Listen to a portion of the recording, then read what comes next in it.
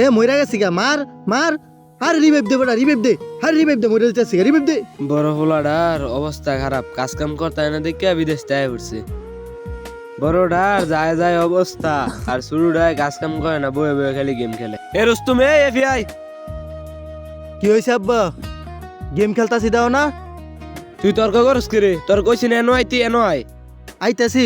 গেমটা খেলতাই না শান্তিতে, খালি ডাডাই করে।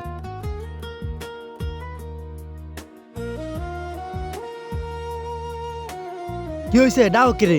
দেও না নক, গেম খেলতাছি বন্ধুর লগে।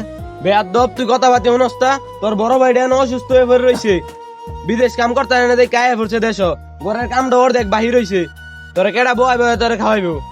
21 বছর বয়স তোর, শরমও করে না বয়ে বয়ে খাইতেছ যে? তোর মতো ফোলার দরকার নাই। নে তোর কাপড়, আমার বাইতে পারো। আর কোনোদিন তোর মুখও দেয়াবি না আমারে।